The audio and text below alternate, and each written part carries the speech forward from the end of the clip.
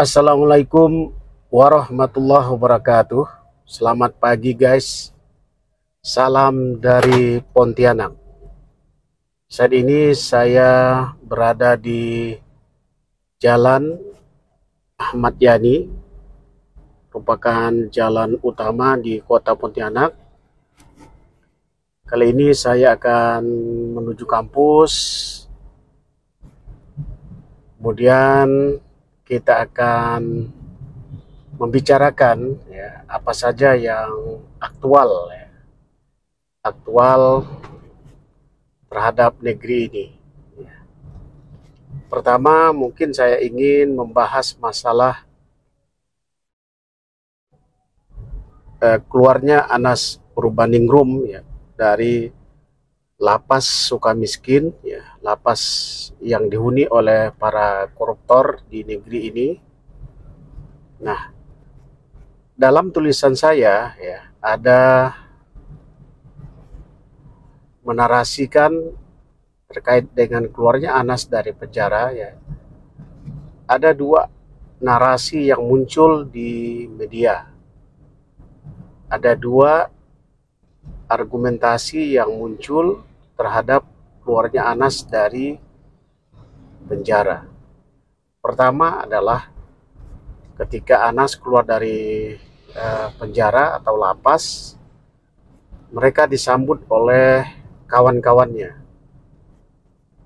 kawan sesama aktivis, karena beliau dulu pernah menjadi ketua PBHMI, kemudian kawan-kawannya yang pernah terlibat sebagai pengurus Demokrat, karena beliau juga mantan ketua umum Partai Demokrat, jadi ramai yang menyambut beliau. Nah, narasi yang muncul adalah pembelaan terhadap beliau, bahwa beliau masuk penjara itu karena ketidakadilan, karena hukum tidak berpihak kepada dia. Bahkan ada bahasa dikriminalisasi. Jadi seolah-olah beliau adalah korban dari ketidakadilan, sehingga salah beliau yang sudah divonis sampai ingkrah oleh pengadilan itu seolah tidak ada. Jadi beliau dipersonifikasikan sebagai orang yang bersih, orang yang jujur, orang yang korban dari hukum di negeri ini. Itu narasi pertama, sehingga ketika beliau keluar itu dengan muka tersenyum, karena banyak pendukungnya, dan beliau menjadi sangat percaya diri ketika wawancara di televisi maupun di media-media yang lain.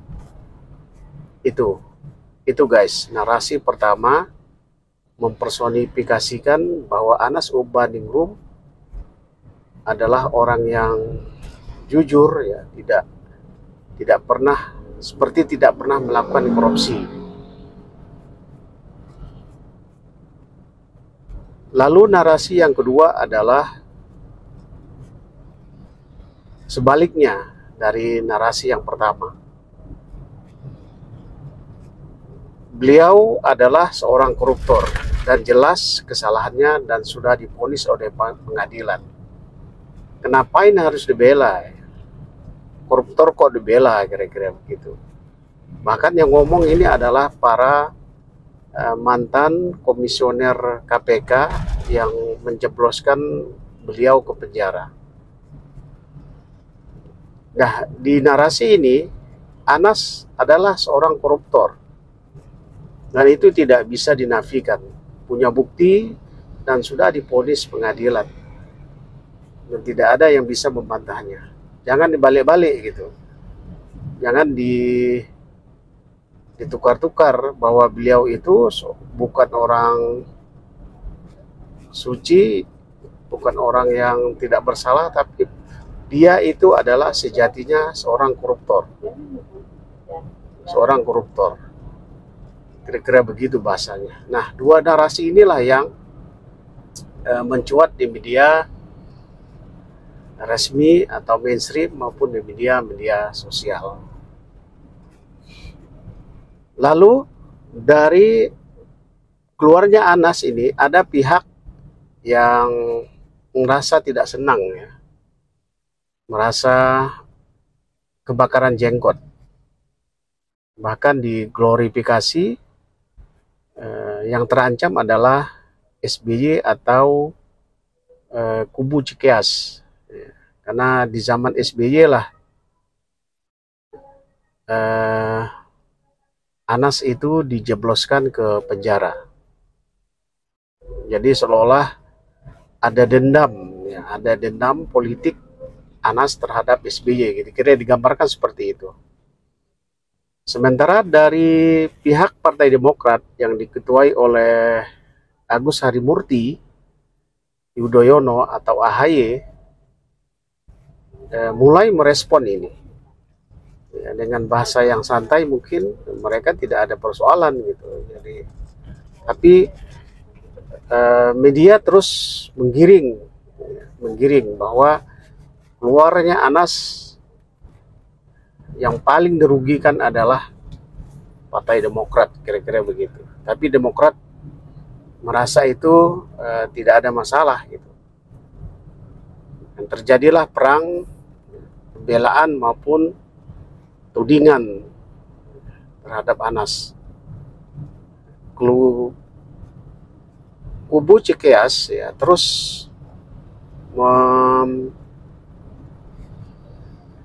menuding bahwa Anas itu koruptor, ngapain harus dibela-belain, kira-kira begitu.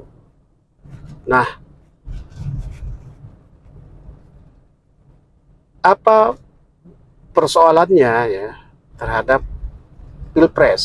Nah, ini yang jadi menarik di sini. Nah, di satu sisi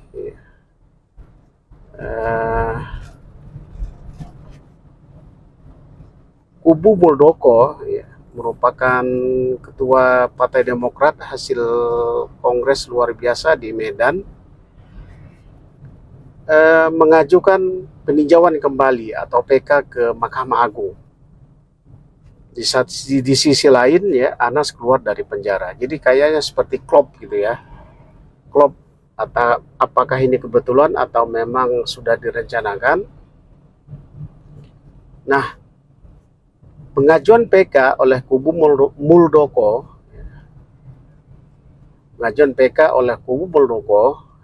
tentu menjadi pukulan ya, bagi kubu Demokrat AHY.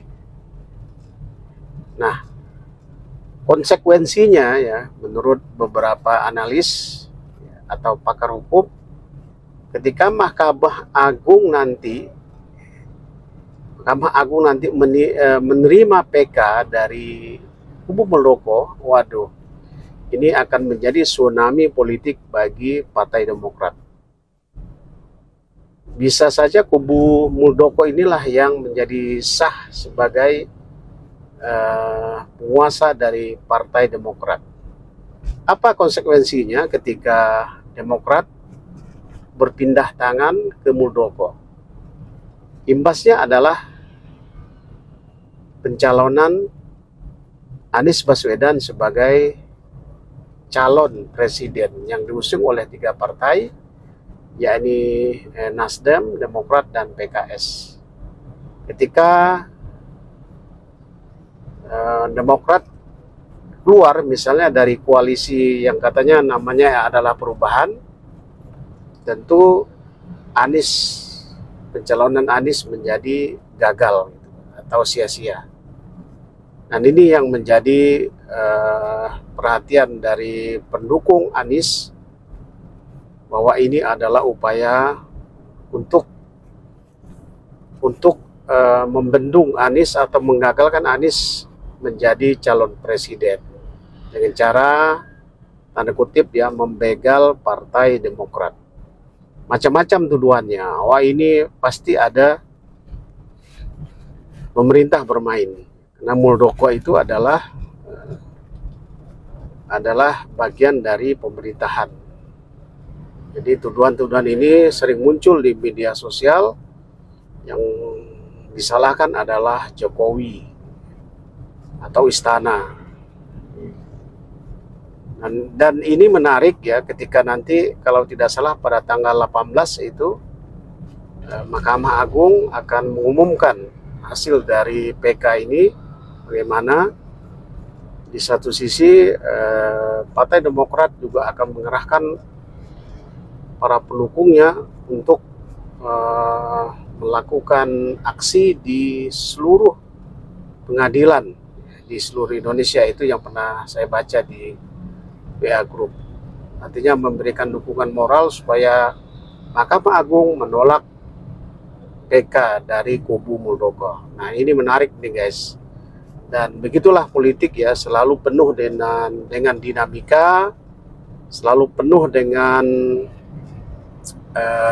ledakan-ledakan atau tsunami politik yang mengejutkan publik. Kita tidak tahu seperti apa nanti, yang jelas dinamika terus berjalan. Oke, demikian guys, mungkin ini sekedar obrolan sendiri ya. Biasa saya menulis ya, kali ini saya coba tuangkan dalam bentuk audio visual sambil menuju kampus. Demikian guys, assalamualaikum warahmatullahi wabarakatuh.